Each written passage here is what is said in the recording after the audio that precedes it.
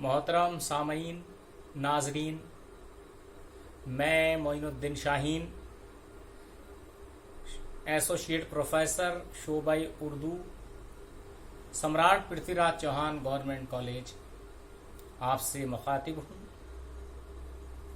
आज हम उर्दू के मशहूर नावल निगार डिप्टी नज़ीर अहमद की नावल निगारी के सिलसिले में गुफ्तगू करेंगे, तबादला ख्याल करेंगे। सबसे पहले ये जान लेना ज़रूरी है कि दरअसल डिप्टी नज़ीर अहमद का तालीमी पस मंज़र क्या था, वो नावल निगारी की तरफ क्यों कर माइल हुए। आपने अक्सर क्लासेस में पढ़ा होगा कि उनके मशहूर शागिर्द थे मिर्ज़ा फ़रहतुल्लाह बेग। उन्होंने एक किताब लिखी थी जो खाका निगारी से मुताल्लिक़ है, नज़ीर अहमद की कहानी, कुछ मेरी कुछ उनकी ज़बानी।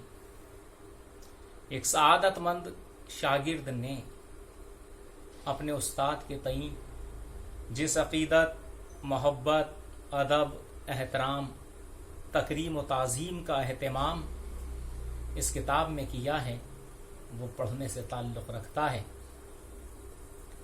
डिप्टी नज़ीर अहमद के मुताल्लिक़ उन्होंने बताया था, गरीब घर के बच्चे थे, मदरसे में पढ़ा करते थे। किस्मत ने पलटा खाया और एक मौका ऐसा आया कि वो दिल्ली कॉलेज के तालिब इल्म हो गए। तवालत के खौफ से हम इस बात को यहीं कता करते हुए अपने असल मौजू की तरफ कदम बढ़ाते हैं। इस मुख्तसर सवानही खाके का मकसद व मिनहाज सिर्फ इतना है कि हमें ये पता चल जाए कि उनकी तालीम व तरबियत मजहबी माहौल में हुई, अदबी माहौल में हुई और उर्दू तहजीब व तमद्दुन का वो दौर जिसे हम सुनहरी दौर कहते हैं, और आज हमारे लिए वो किस्सा पारीना हो चुका है, लेकिन वो खुश नसीब थे कि उन्हें ऐसा दौर मिला। हालांकि वो मेहनत व मशक्क़त करते करते डिप्टी कलेक्टर जैसे ओहदाए जलीला पर फाइज हुए और मिसाली खिदमात अंजाम दी। उन्होंने ताज़ीरात हिंद यानी भारतीय दंड संहिता, इंडियन पैनल कोड का तर्जुमा भी किया था उर्दू में। आज भी कानून या लॉ से मुताल्लिक़ हवाला जाती किताबों में उस किताब की बड़ी अहमियत है, लेकिन हम फिल वक्त उनकी नावल निगारी के सिलसिले में गुफ्तगू करेंगे। पहले उन्होंने कौन कौन से नावल लिखे, उन पे जरा नजर डाल ली जाए।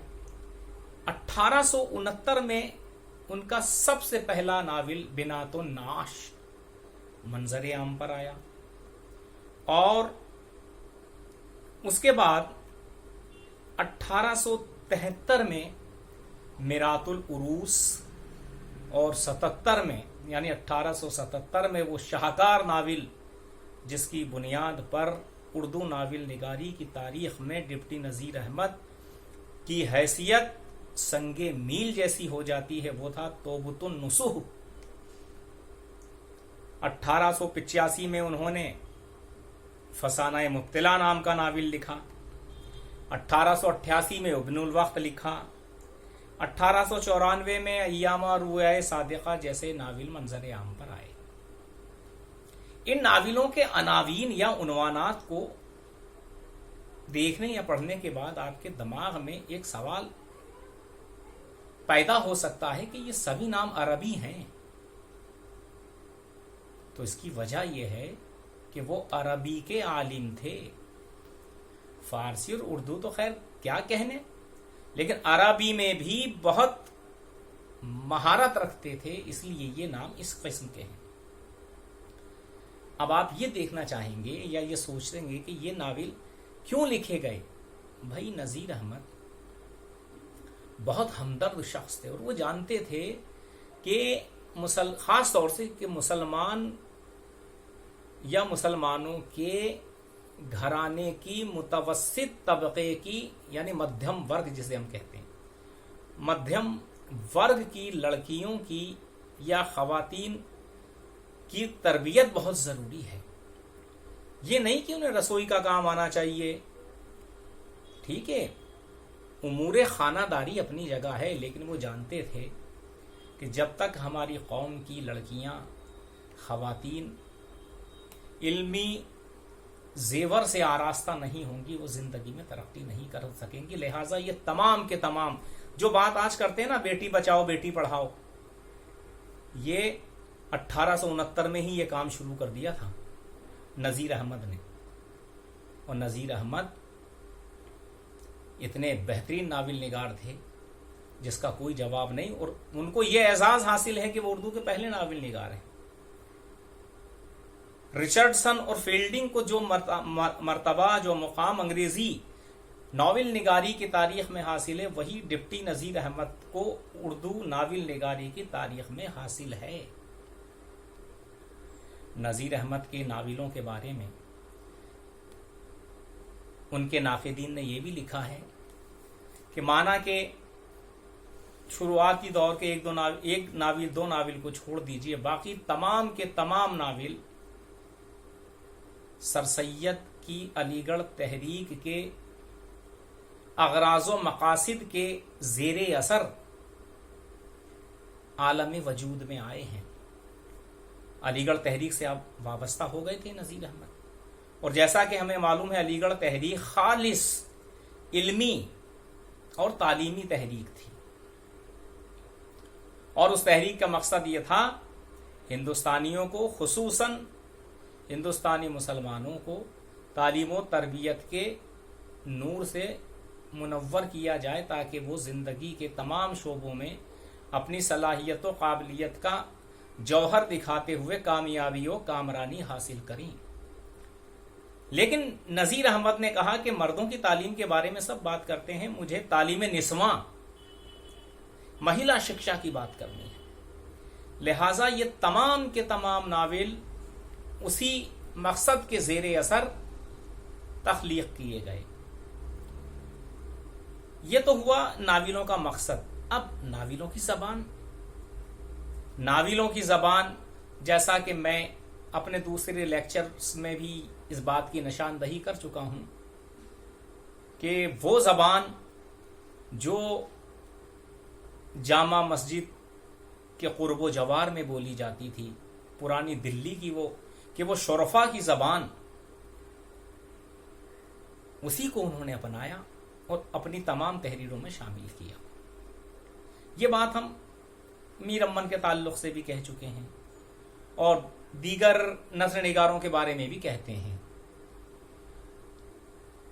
ان کے کرداروں کے بارے میں ڈاکٹر عبدالحق نے بہت بڑھیا بات کہی ہے، اور وہ کوٹ کرنے لائق ہے۔ وہ کہتے ہیں ان کے ناولوں کے کردار یا تو فرشتے ہوتے ہیں یا شیطان، اور اس کی وضاحت و صراحت وہ اس طرح کرتے ہیں کہ وہ یعنی نذیر احمد جب کسی سے خوش ہوتے ہیں، کسی کردار سے خوش ہوتے ہیں، تو اس کی اتنی تعریف و توصیف بیان کرتے ہیں کہ ایسا معلوم ہوتا ہے گویا وہ شخص انسان نہیں فرشتہ ہے۔ اور جب وہ کسی سے ناراض ہو جائیں تو اتنی برائیاں، اتنی خامیاں، اتنی فروغ گزاشتیں، اتنی لغزشیں اس کے کردار میں ڈھونڈنے کی کوشش کرتے ہیں گویا وہ آدمی انسان نہیں، شیطان ہے۔ دوسرا یہ ہے کہ ان کے ناولوں پہ وہ کہتے ہیں مقصدیت غالب رہتی ہے، یعنی ادیش، آبجیکٹ اس پر حاوی رہتا ہے، وہ کیوں نہ ہو، انہوں نے خاص مقصد کے تحت ناول لکھے ہیں۔ دوسرا نذیر احمد کے ناولوں کی جو بات ہے وہ ان کے کردار اپنے ناموں سے ہی بعض اوقات اپنی خصوصیت کو ظاہر کرتے ہیں یا اس میں بامسمہ ہونے کا ثبوت فراہم کرتے ہیں۔ جیسے توبوت النسو کا کردار مرزا ظاہردار بیگ، یعنی وہ شخص جو ظاہر پرست ہے، جھوٹی باتیں، من گھڑت باتیں کہتا ہے، حقیقت سے دور ہے، ظاہر پرستی اس کی شخصیت کا اٹوٹ حصہ ہے. یا کلیم وہی کردار. کلیم کا مطلب کلام کرنے والا، بہت زیادہ باتونی. فہمیدہ یعنی بہت زیادہ عقل و دانش والی. یا نصوح نصیحت کرنے والا جو کلیم کا والد ہے. یعنی یہ خوبی بھی انہیں اپنے معاصرین سے ممتاز کرتی ہے. کچھ لوگ کہتے ہیں ان کے ناولوں میں فنکارانہ اعتبار سے بہت لغزشیں ہیں. ہم مانتے ہیں کیونکہ ان کے ناول نقش اول ہیں. ان سے پہلے تو داستانوں کا دور تھا. یہ کیا کم ہے کہ ان مافوق الفطرت پر مشتمل داستانوں سے نکال کر نذیر احمد ہمیں جیتی جاگتی اور چلتی پھرتی زندگی کی تصویریں دکھا رہے تھے، اور جس کو 1936 میں آگے چل کر ترقی پسند تحریک والوں نے کہا سماجی حقیقت نگاری. تو سماجی حقیقت نگاری کا عمل تو نذیر احمد کے ناولوں میں ہی شروع ہو گیا تھا. اگر ان کے ناولوں کو باغور پڑھا جائے تو انہوں نے جو سماج کی تصویر ہمارے سامنے پیش کی ہے، یہ بات الگ ہے کہ وہ ترقی پسند تحریک والوں کی طرح کھل کر کچھ بات نہیں کہتے. پردہ داری کا، ادب کا لحاظ وہ رکھتے ہیں کیونکہ ایک شریف آدمی تھے، مذہبی شخص تھے. حدیث، قرآن، فقہ، اس کی روشنی میں ان کی تعلیم و تربیت ہوئی. وہ انہوں نے پردے داری کو ملحوظ رکھتے ہوئے کچھ ایسی باتیں کہی جو ہماری تربیت کے لیے بہت ضروری تھی. وہ تنبیہ الغافلین کا کردار ادا کرتے ہوئے ہمیں دکھائی دیتے ہیں. نذیر احمد کے ناولوں پر تو جتنا کہا جائے اتنا کم ہے. اس کی جتنی تشریح، اس کی توضیح کی جائے وہ کم ہے. لیکن طوالت کا خوف دامنگیر ہے. لہذا میں اپنی بات کو یہیں ختم کرتا ہوں. امید ہے کہ آپ اس لیکچر کو پسند فرمائیں گے. آداب. خدا حافظ.